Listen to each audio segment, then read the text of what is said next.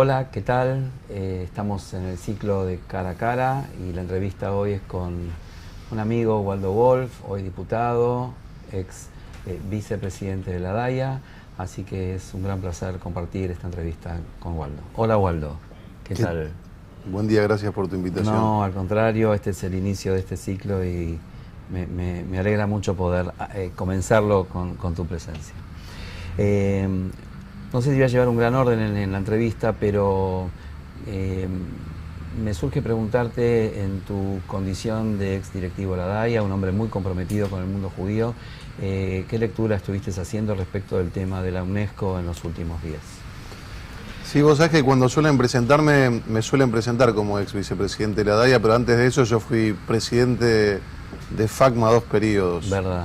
Que tiene que ver con el deporte en la comunidad judía para aquellos que no lo saben, ¿no? Sí, tiene que ver con más que el deporte, tiene que ver con exhibir nuestra condición de judíos a través del deporte, pero en definitiva a través de cualquiera de las cosas que hagamos.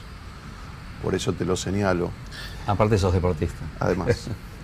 Pero esta introducción es para decirte que yo me considero un macabeo, o sea, un hombre que exhibe mi judaísmo donde me toca estar, y hoy me toca ser diputado nacional.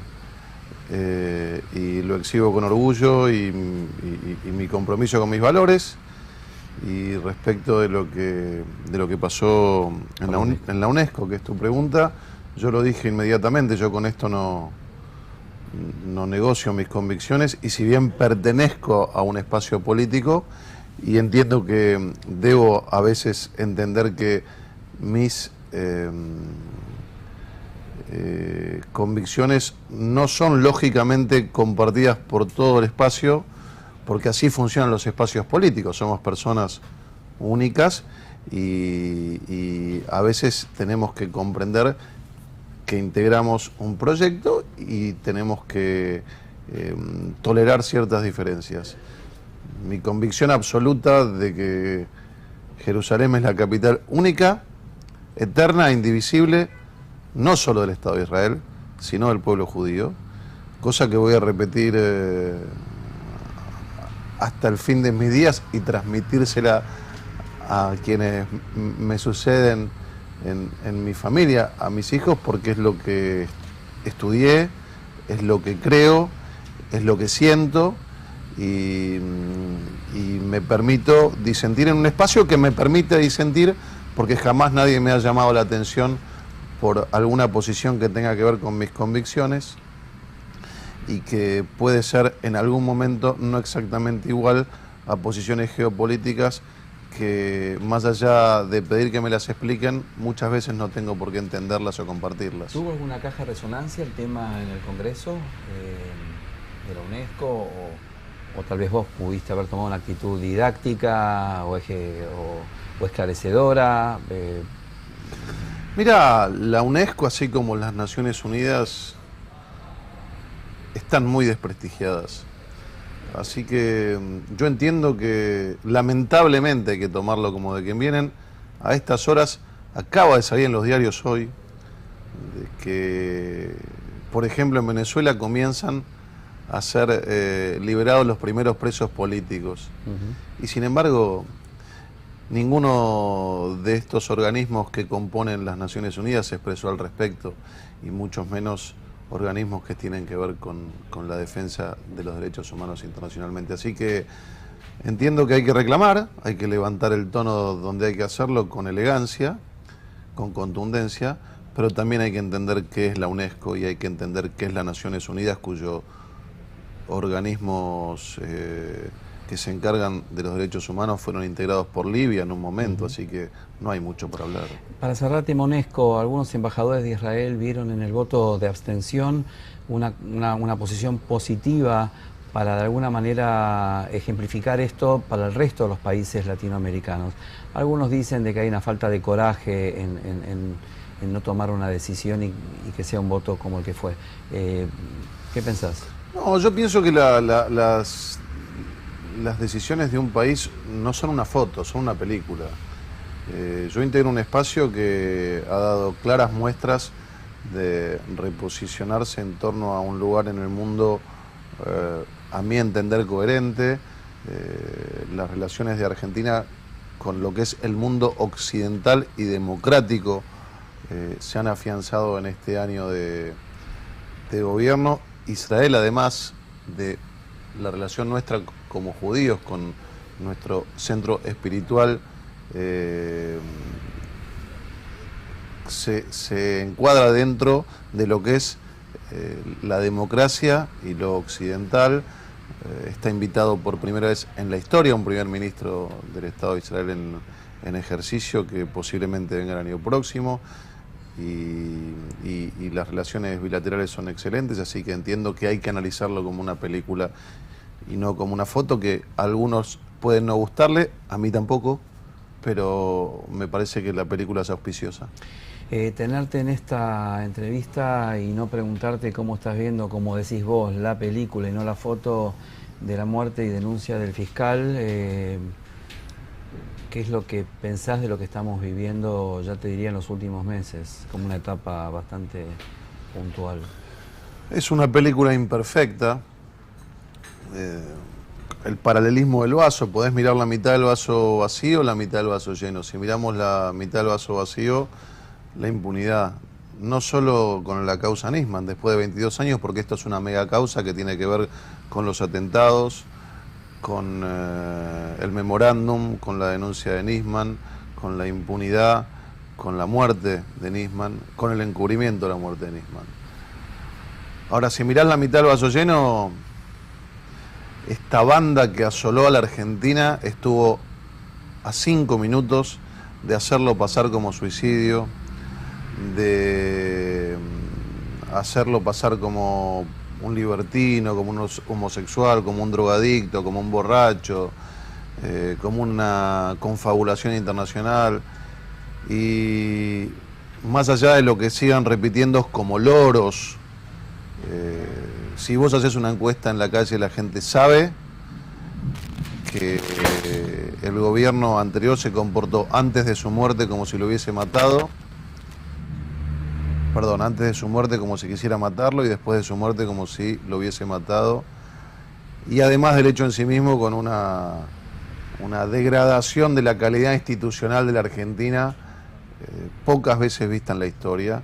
Y entiendo que la mayoría de la ciudadanía así lo entendió y no han podido salirse con la suya.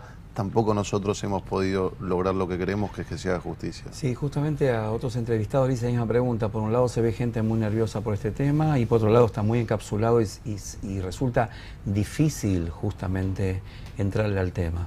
No obstante eso, creo que el optimismo de llegar a que se sepa la verdad debe ser una cuestión fundamental en tu día a día. Yo siempre lo digo, yo no hago estas cosas en función de los resultados que obtenga.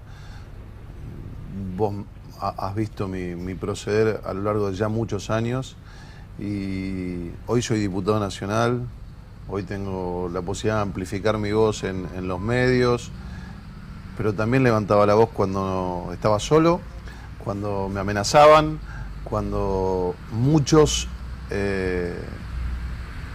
en distintos ámbitos me dejaron solo. Así que lo que yo te puedo decir es que sé dónde voy a estar yo en cada momento, y es reclamando, primero, que se abra la denuncia, porque es absurdo que no se haga. Segundo, que los responsables de la connivencia y del encubrimiento se hagan cargo, y denunciando las irregularidades que yo considero que se cometieron en todo el proceso, personificado tal vez en el caso del juez Rafecas, a quien le estoy haciendo juicio político, a quien denuncié, y ese es mi lugar, voy a estar reclamando. Por último, la solicitada que tanta difusión tuvo llevó a que el juez Rafecas de pronto tenga visibilidad porque tuvo que salir a dar su posición. ¿No te molestó o no creíste que tal vez sin querer, estuvo sentado en lo de Mirta Legrand y esto generó algo que uno no preveía, o es correcto, digamos, lo que generó la solicitada? Es la misma respuesta que te di antes. Yo las cosas no las hago, las cosas que tienen que ver con mis convicciones no las hago en función de lo que va a hacer el otro. Yo entiendo que el juez Rafecas debe dar explicaciones. El juez Rafecas quedó probado con los testimonios de la ex secretaria o la secretaria del fiscal Nisman, Soledad Castro, del expresidente de la DAIA, Julio Schlosser. Se presentaron en el Consejo de la Magistratura y avalaron mi denuncia diciendo que manipuló documentación para incriminar y para denostar a Nisman. El doctor Schlosser testificó que Rafecas, adelante nuestro, dijo que Nisman estaba psiquiátrico y mintió diciendo que su secretaria coincidía con él. La secretaria dijo que es mentira y que no había hablado con él.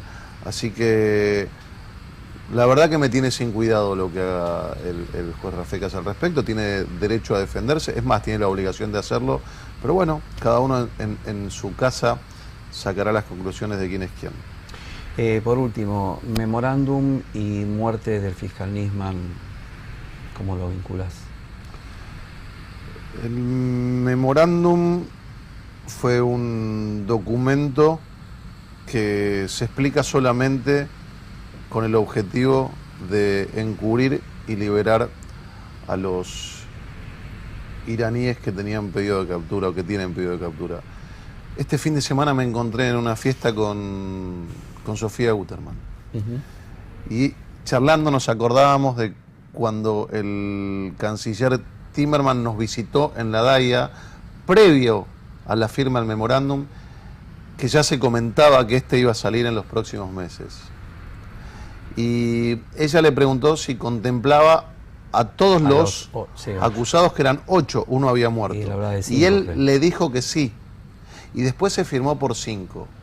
Si vos firmás un documento que solamente contempla a los que tienen pedido de captura, es que no te interesa la verdad, porque la verdad hubiese sido resuelta, o hubiesen aportado datos todos los testigos o los acusados. Solamente se enfocó en los 5 acusados, así que los 5 que tienen pedido de captura. Así que yo no tengo ninguna duda de que se trató de eso, y la verdad que es una de las páginas más negras de la política de las relaciones exteriores de la República Argentina. Waldo, se cumplen 10 años de las alertas rojas. Es un tema delicado. No sé si sabías esto y, digamos, ¿qué crees que desde tu lugar debes hacer también sobre este tema? Seguir pugnando por mantenerlas vigentes. Voy a presentarle un escrito a la UFIAMIA para que estén atentos a que no caigan y para que los organismos pertinentes de la República Argentina reafirmen nuestro compromiso con la persecución de los acusados por la justicia argentina del peor ataque terrorista que sufrió nuestro país en su historia. Gracias por acompañarnos. Gracias a vos. Gracias. Gracias a ustedes también por acompañarnos en este ciclo. Muy amables.